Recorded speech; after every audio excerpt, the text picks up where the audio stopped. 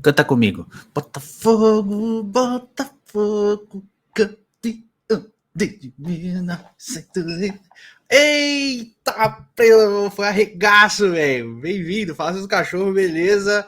Eu sou o Edu e meu amigo, o Botafogo, passou a salsicha na cara do Corinthians, meu irmão. O Corinthians! O Corinthians! Meu Deus, cara, que amasso. 3-0 ficou baratíssimo pro que foi o jogo, cara. O Botafogo trucidou o Corinthians, mas foi um amasso, tá? Se você pegar aí, não parece que o Corinthians, nossa, criou muitas chances, não, tá? O Lucas Perry não fez grandes defesas, diferente do Cássio, que teve que trabalhar muito mais. E o Botafogo, cara, assim, os elogios que geralmente a gente faz pro Palmeiras, né? Os elogios que a gente faz para o trabalho do Abel, você pode começar a fazer, lógico que com as devidas proporções, porque a gente está falando de um trabalho já consolidado, com um trabalho que vem ganhando tempo, ganhou respaldo da diretoria do Botafogo, que tem que ser lembrado aqui. O Luiz Castro foi pedido pela torcida para sair do clube muitas vezes. A diretoria bancou, o John Textor bancou o Luiz Castro e vem colhendo os frutos nesse excelente começo de Campeonato Brasileiro do Botafogo com 100% de aproveitamento, né? 5 vitórias em 5 jogos, jogando muito bem, né? Mesmo em jogos difíceis, diferente do jogo de hoje, o Botafogo consegue a vitória e isso é muito importante, né? E hoje foi um jogo assim daqueles que você tem que lembrar sempre, cara. Porque invariavelmente, mesmo que, como o Eduardo, jogador do Botafogo, ótimo jogador do Botafogo, inclusive, falou no final do jogo, a gente não pode ficar cravando campeão e tal, mas tem que lutar até o fim por todos os resultados. E, cara, mesmo que, eventualmente, o Botafogo não vença o campeonato, o Botafogo, para mim, já coloco na briga pelo G4 o tempo todo, no mínimo, tá? Eu geralmente prefiro esperar 10 rodadas para ditar o que pode ser a briga de um clube no campeonato. Então, assim, com 10 rodadas eu vou dizer, pô, o Botafogo luta pelo título, o Botafogo luta pelo G4, mas eu acho que para G4 o Botafogo luta. Acho bem difícil o Botafogo perder o fio da meada. Não digo de 100% de aproveitamento do campeonato, porque eu acho quase impossível, né? É praticamente impossível, mas assim, perder na hora certa, sabe aquela coisa? Perder quando pode perder. Eu acho que o Botafogo pode ter esse tipo de campeonato. O que é muito bom, cara. Eu acho muito bom, muito ter esse ser cíclico assim. O que eu amo do futebol é essa alternância de forças, né? Porque é muito bom quando o nosso time está em cima e está brigando pelo título, lutando pela liderança, como o Palmeiras, como o Flamengo, como o Galo recentemente. É ótimo, lógico que é ótimo, mas é ótimo também que os outros clubes, outras forças apareçam, como está sendo o caso justamente do Botafogo e do Fluminense nessa temporada, né? Temporada não, Botafogo no Campeonato Brasileiro e o Fluminense na temporada. Mas é uma ascensão muito boa do Botafogo. Tá muito legal de ver assistir também. Tô gostando bastante. O jogo do Tiquinho, o jogo do Danilo Pires, é Danilo Pires, peraí. O jogo do Pires e o jogo do Marlon Freitas, cara, de verdade. Gabriel Pires, eu sempre falo Danilo Pires, é Gabriel Pires, foi conferir aqui. O jogo do Gabriel Pires, que veio do Benfica, né? E o jogo do Marlon Freitas foi qualquer coisa de muito boa. Fora os lances perdidos pelo Vitor Sá, pelo Júnior Santos também, que tiveram grandes chances também. A partida do Marçal foi absurda. A partida do Cuesta foi absurda. Então, assim, foi um time muito impositivo, um time que impôs o ritmo o tempo inteiro, um controle de jogo do começo ao fim.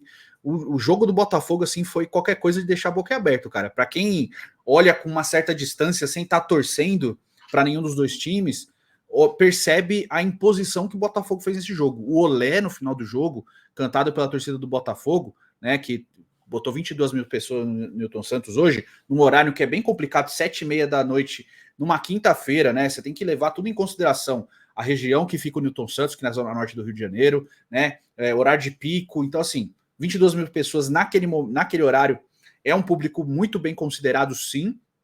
E o Olé que as pessoas cantaram, que a torcida cantou no jogo ali, cara, totalmente justificável. Foi um Olé mesmo. O Botafogo jogou como música nessa partida, cara. Então, assim, foi uma vitória, não digo um massacre, mas uma vitória com requintes de crueldade, porque poderia ter sido muito mais para o Botafogo. O Botafogo poderia ter saído com um 5-0 tranquilamente desse jogo, tamanha a imposição, né? A falta do Gabriel Pires que passou perto. Então, assim, as boas defesas do Cássio também.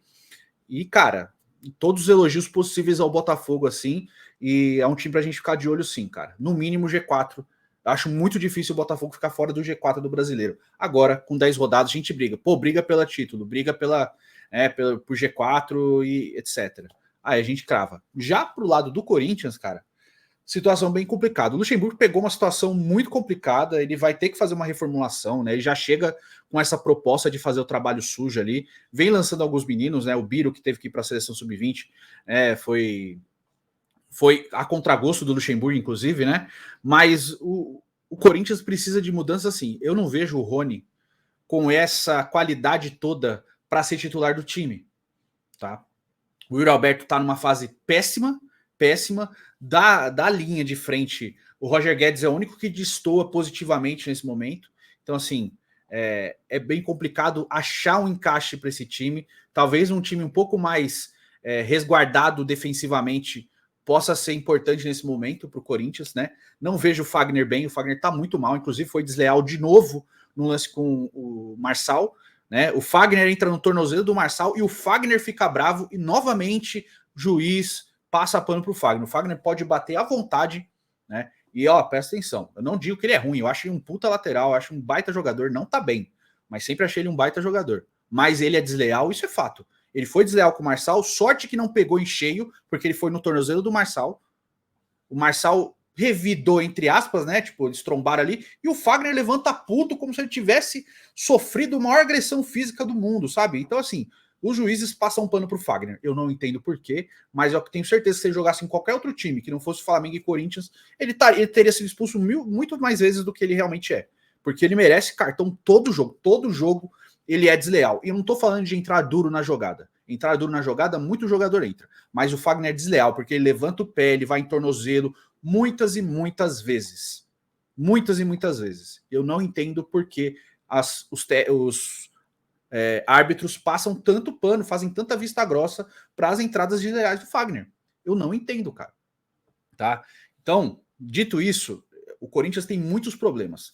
É um time envelhecido, como a gente falou no ano passado, quando começaram a trazer tantos jogadores acima dos 33, 34 anos, a gente disse, é um time para tiro curto, é um time que precisa de um resultado rápido. O Corinthians quase conseguiu na final da Copa do Brasil. Se consegue aquele título, ótimo. Beleza, veio esse time envelhecido, a gente pode trabalhar uma reformulação com menos pressão. Só que o título não veio, ele ficou com o Flamengo. E essa reformulação precisa acontecer de qualquer jeito, porque são muitos jogadores mais velhos. Só que assim, Paulinho joga pouco, não tá bem, né? Fábio Santos passou da idade, fez uma boa temporada no passado? Fez, mas essa temporada tá muito abaixo, o Bidu não pode ser reserva dele, né? Dos mais velhos, o Cássio é o único que você fala, tá bem, o Cássio tá bem, né? Agora Gil, o Gil nem compromete tanto, mas mesmo assim, ele tá uma rotação abaixo. Fagner mal, Fábio Santos mal, sabe? Fora o Renato Augusto machucado, Paulinho mal, Juliano mal. Então, assim, Júnior Moraes nem vou citar, porque eu já falei aqui o que eu acho sobre ele. Eu acho um jogador que tem muitas dificuldades técnicas. Acho ele um jogador bem limitado, mas assim, nem joga. Então, assim, é um time envelhecido, com muitos problemas, e que precisa investir na juventude. O Corinthians precisa de reforços.